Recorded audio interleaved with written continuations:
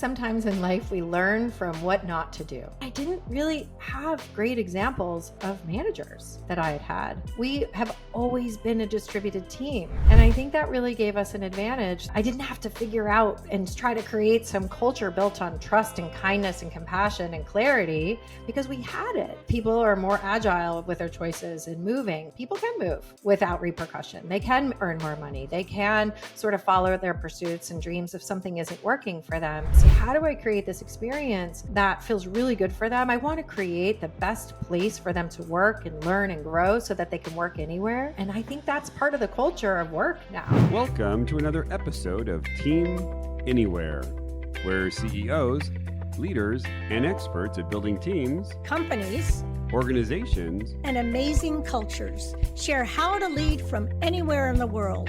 I'm your co-host on the East Coast, Ginny Bianco Mathis. And I'm your co-host on the West Coast, Mitch Simon. And we invite you to join us to Team Anywhere.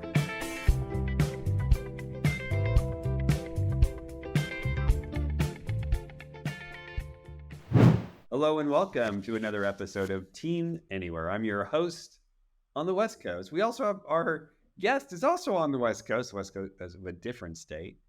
And our guest is Amy Anderson. Amy Anderson is a widely respected creative industry leader with more than 25 years of experience at brands such as Calvin Klein, 17, and the New York Times Digital. As co-founder of Wild Coffee Marketing, she focuses on transforming businesses through a diverse set of disciplines and tailor-made teams. Last week, the Gallup Group released new stats on engagement. Half of workers are not engaged in their jobs, and engagement scores year over year are diminishing. Workers are resentful that their needs aren't being met and have lost trust in their employers, but not this employer. So today we brought on Amy, who's an expert in building engagement across her distributed team. So Amy, how are you? I'm well, Mitch. Thank you so much for having me today. That's great. And Amy, you're on the West Coast of? I'm on the West Coast of Florida, of all places. Great. So you're in Naples. Great. So those stats, pretty crummy stats year over year. Third year, after pandemic, engagement scores are just dying. Why do you think this is so? Well, it was interesting that you mentioned trust in those comments. And I do think when we're talking about engagement and we're talking about culture and employer dynamics, I think trust is a really big part of it. And I think that really looking at how you foster trust and your relationship with your team is the crux of where you start to look at engagement. Great. So let's, everyone I've known who is leading a company and spend so much time on culture and spending financial resources on creating a great company, they usually have a story, an experience, but maybe as a not so great company. So what's the story that inspired you to take Wild Coffee Marketing and spend so much time on the culture and make it so amazing? Well, I think sometimes in life we learn from what not to do, right? And I started my career at 17 magazine in New York City in the early 90s when there were no rules, really. I think this is prior to a lot of sort of sensitivity training, managerial training, even harassment laws and rules in the workplace. And so it was a bit of the Wild West from a cultural perspective. Remember the 2 martini lunch? That was alive and well in the city in the 90s. And when I was about 30, I was 8 years into my career, and I was reflecting on what great leaders and great managers had I had. And I could think of some pretty great dynamic CEOs I had worked for. I mean, I worked for Calvin Klein, who created this iconic brand. I was part of the original group that launched NY Times Digital, but I didn't really have great examples of managers that I had had. And so when we started this company pre-COVID in 2017, we have always been a distributed team. And I think that really gave us an advantage through the pandemic that I didn't have to figure out and try to create some culture built on trust and kindness and compassion and clarity because we had it. Because those are all of the elements that you need in order to keep a team engaged and create a culture, because this is an employee market still, and people have a lot of choices, and especially millennials, right, and Gen Z coming into the workplace. They want to feel connected to where they work. They want to have purpose. They want to make a difference. So I think all of those things sort of contributed to our really strong focus on culture and a great place to work. Yeah, no, you mentioned it's an employee mindset, an employee driven economy. And as we tape this, there's so many CEOs that have been talking to us that are saying it's not. And I actually disagree with them. I still think it is employee. So when you say it is an employee-led economy, what do you mean by that? Well, with an unemployment rate of about 3.7%, it shows that there are a lot of choices. And I don't think the same mindset with respect to people moving jobs exists like it used to. I looked at 20 resumes yesterday. We're always looking for great talent. And I see that people move around more. And I think that's part of the culture of work now, that if something's not working for someone, they're not putting on a horsehair shirt and sitting there for 3 years because it won't look great on the resume, right? People are more agile with their choices and moving. So we know that the culture is such that people can move without repercussion. They can earn more money. They can sort of follow their pursuits and dreams if something isn't working for them. So I know that my team of 20 has a lot of choices. So how do I create this experience that feels really good for them? I want to create the best place for them to work and learn and grow so that they can work anywhere, but that they don't want to. So tell us about a little bit about wild coffee marketing. Of course, the obvious question: why is it called wild coffee marketing? Because I know you market coffee, and then no, we don't. We don't. Well, and tell us like where your team is. okay. So wild coffee actually came from a plant that was growing wildly outside of my house when I was writing my business plan. It's actually, wild coffee is a plant native to South Florida, and it was vibrant and shiny and was growing these berries. And I had to keep cutting it back with a machete. And as I'm writing this plan, I'm thinking, wow, what a great metaphor for what I'm trying to do for myself, starting a consulting firm after having been client side for all of my career, and a great metaphor for what we try to do for other companies, because we are trying to grow top line revenue. And if we're not doing that for our clients, then we shouldn't exist, right? So we don't market coffee, although I wouldn't rule it out as a client, given the diversity of our client roster. So if you do sell coffee, you want to contact Wild Coffee Marketing right now. Yes. Right. Well, absolutely. And marketing is a discipline, right? So we apply that discipline regardless of the category, regardless of the industry. And it's really about generating awareness and acquiring new customers at the lowest possible acquisition cost and driving top line revenue. So adding value, things like that. And we knew there had to be a better way, Mitch. Like, in this environment, it is really expensive to hire an in-house marketing team. The skill sets required are so vast, and you have to go so deep that you end up having a doer who doesn't have the strategy piece, and you still have freelancers. Or if you hire a CMO, you might not be able to afford a CMO or need one full time.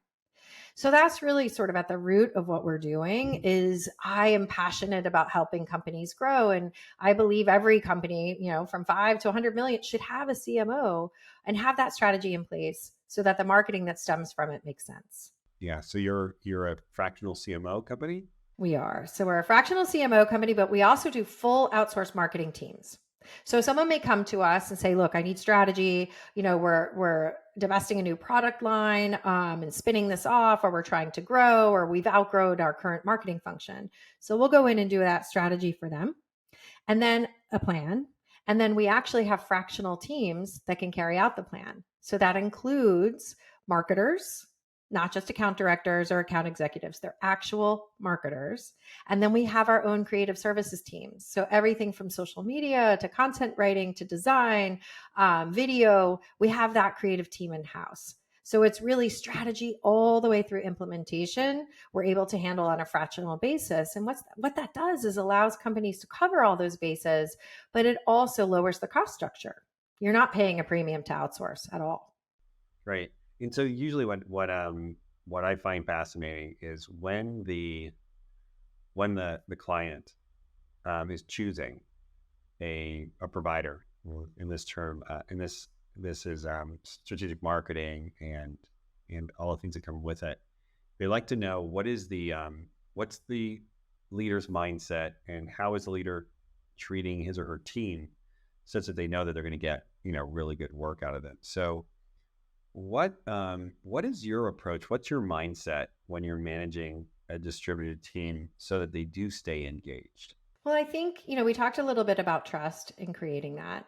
I also think that accountability is a big driver too. If you're being held accountable, you're going to be engaged. And accountability is really driving to a result, not just a bunch of tasks. But I think the more intangible part is the spirit that everybody is working together.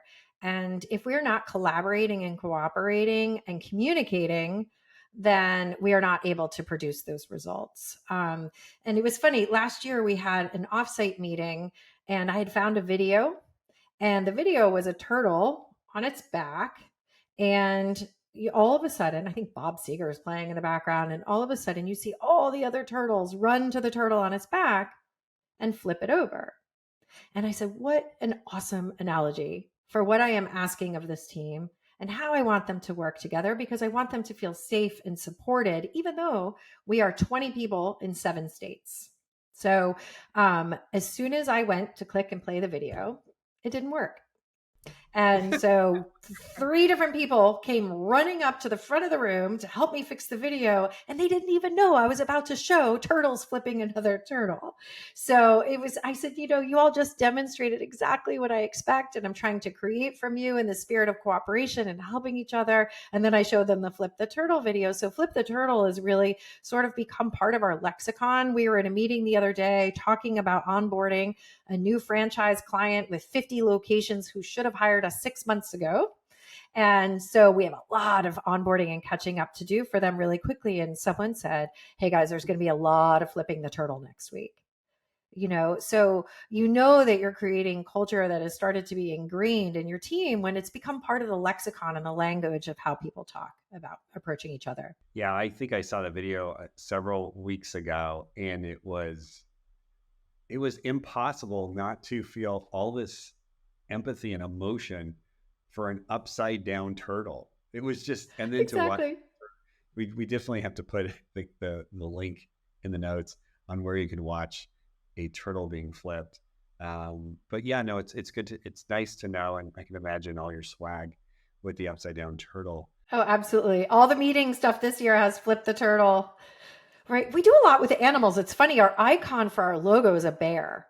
And our creative director, when she was sort of revamping our logo, which has nothing to do with a bear, said, if I could come up with a spirit animal that represents my business partner, Solomon, and me, what would it be? So she has this bear holding coffee, and there is a grizzly side of the bear and there is a teddy side of the bear. So I won't say who's who. Right, the team knows. Do they?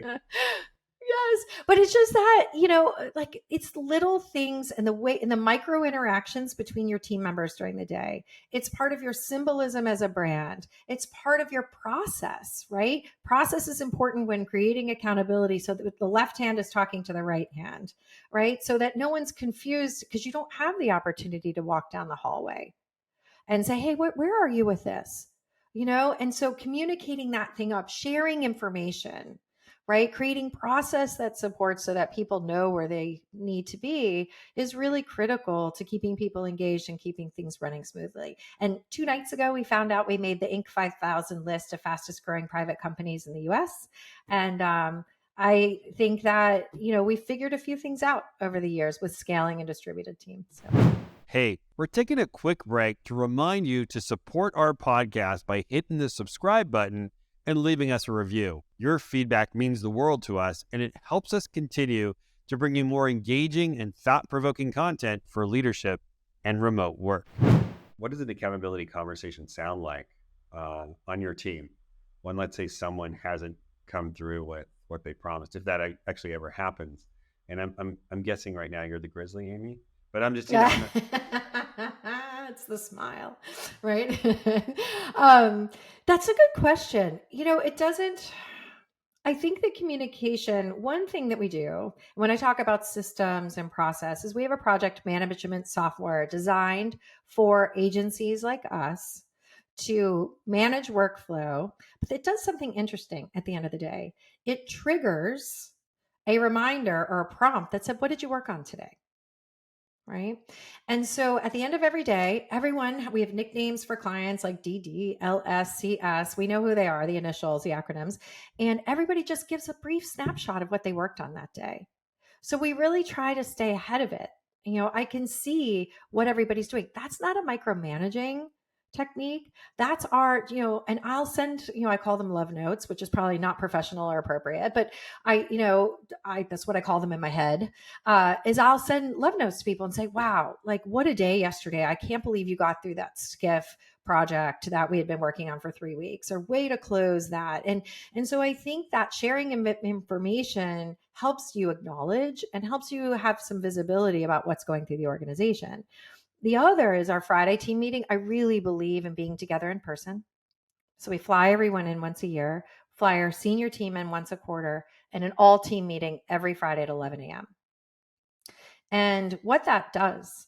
Say that again for people that didn't catch it. That is a wonderful practice. So share that. Like if you just do that, you're going to be very successful as a distributed company. So again, what is what meetings do you have on a weekly basis?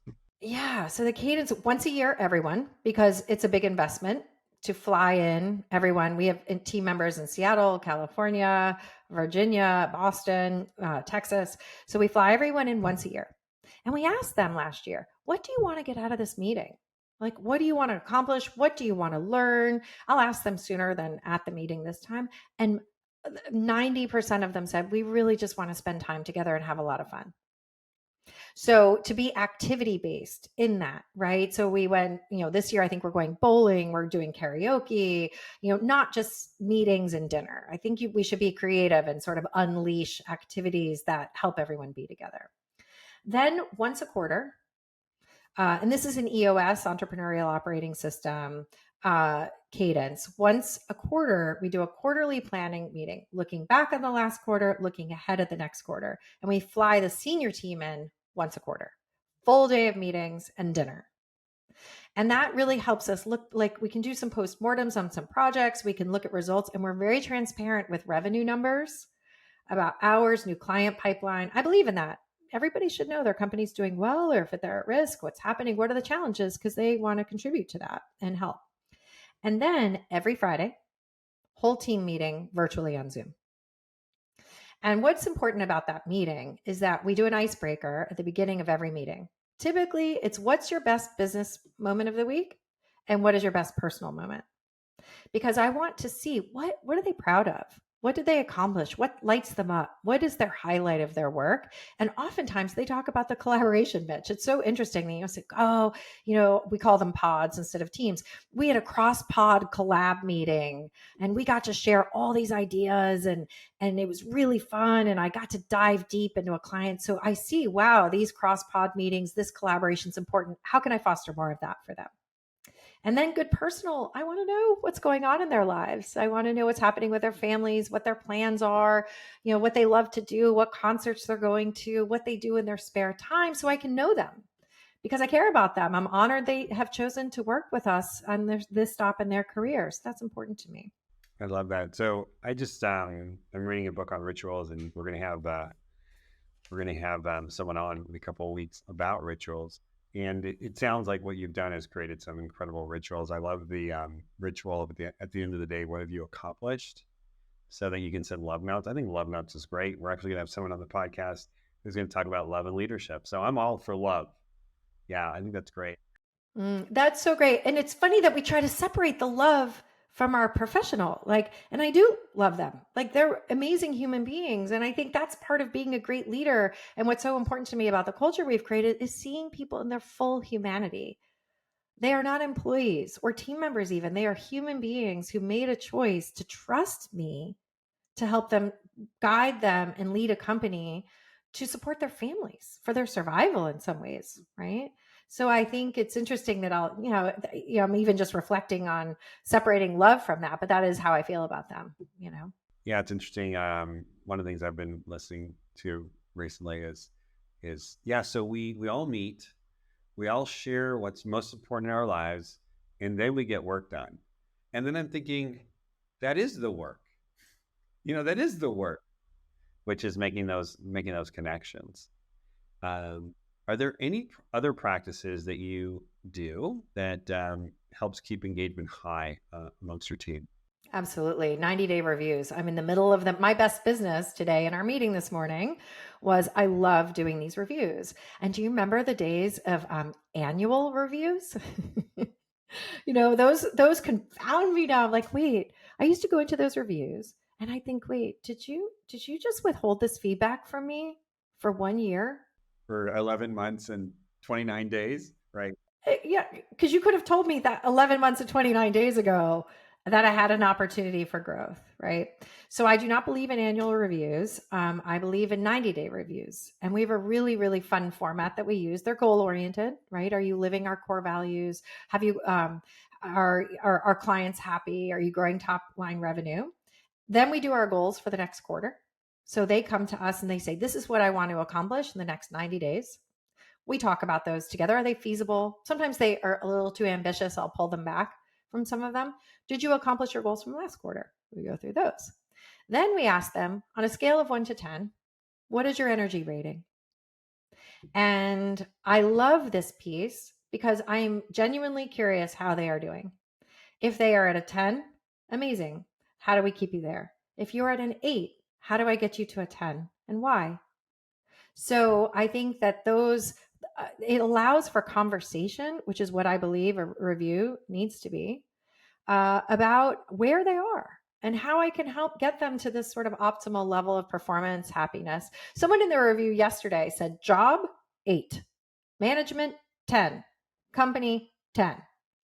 And I said, okay, this is awesome. Let's talk about the job at 8. What's happening? And the quality of the creative briefs were maybe declining a little bit, or there was a little bit of chaos in a process that wasn't working. But how awesome to be able to give them a voice about what works, what they need.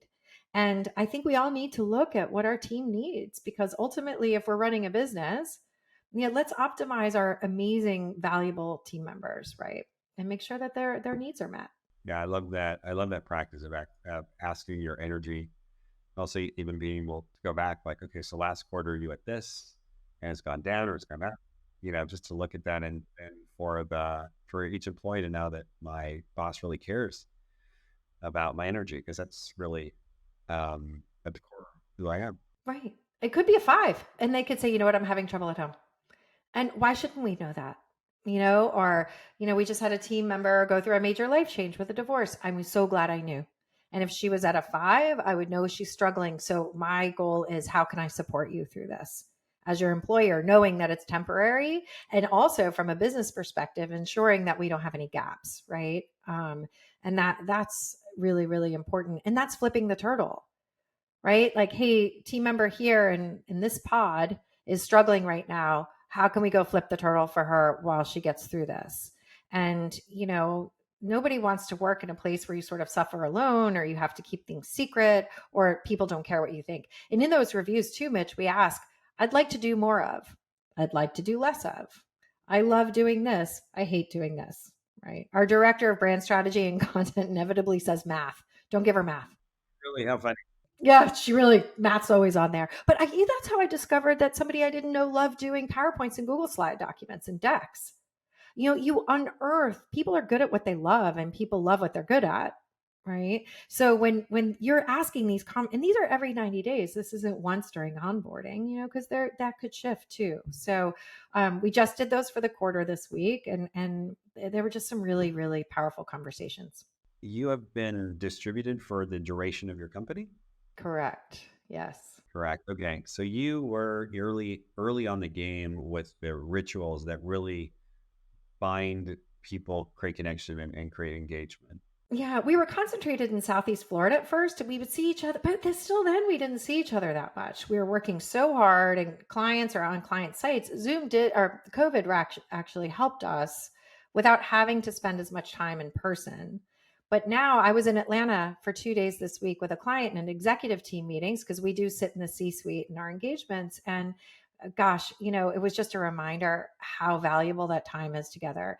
If we could afford the disruption in the business and to fly everyone in twice a year, I would. And maybe we will drive to that. That's a goal. Have your clients ever asked you, gosh, Amy, is there something going on in your company that we should know about that's going to really help us with our company? Oh, absolutely. Since we sit in the C-suite of our companies, marketing has a much different position within companies now because a lot of times we own the data and the customer experience, right? Yes. And, when it's a digital first environment, marketing is very important in collaboration with other teams. So we ask to go to executive meetings of our clients, and we do. We present to the board. We sit in that, and we are able to share how we run our company and sort of our leadership culture and have that sort of bleed into our client engagements. And we're very honest. That's what we're there to be paid for. We were on a client meeting recently. It was an all company meeting and no one was on camera. Very few people were. And we talked about, we are a camera on culture. And we just always have been. It wasn't something that we said, when you work for Wild Coffee, you must be on camera. We just always were. And we don't have a culture where you flip on and off or you come to a meeting and you're not. I really want to see you. I do not expect you to be in full regalia. I mean, it's not that. It's just, I want to be able to look in your eyes and see how you are and read body language and things like that. So I do, we have shared with them, if you could drive towards a more on-camera culture, we think it'll help this team be a bit more engaged and accountable too. And end on that note, I do think that every great leader, what makes a great leader great, is taking their culture of whatever they're doing, and you're doing marketing, and then being in conversation with other teams and basically saying, hey, let me nudge you a little bit to be a greater company outside of what you're paying me to do. Right. Well, people want to do business with happy people. And people want to do business with engaged companies. And I think it shows when my team shows up with great body language and engaged and enthusiastic and having that energy. It's contagious. And my mentor at iVillage in New York, Nancy Evans, who was Jackie O's former editor at Random House, and just an incredible woman. I watched her almost evangelize in meetings. And I do think, like, before you click your camera on Zoom or Teams, whatever you're using, or before you walk into a room, I think it's really important to sort of check your energy and ask yourself where you are, what you're bringing into the room, and is it positive and is it engaging? As a leader, I think that we need to bring our best when we're in front of our team. That's beautiful. Where can we find you in this world with bears and turtles and teddy bears and every other animal? Me and my animal kingdom, right? So wildcoffeemarketing.com is sort of our website home. And we're actually publishing a lot of interesting content there and on LinkedIn as well. And I'm Amy Anderson at Wild Coffee on LinkedIn. There's a whole blog article about Flip the Turtle and sort of how we're creating that. And so people can read a little bit more about how we have that in action. And then we love for people to call us and just sort of do a consultation and talk to us about your marketing challenges and how we might be able to help. And if you're looking to build a team, maybe outsourcing makes more sense. But we sort of run the gamut for all those projects.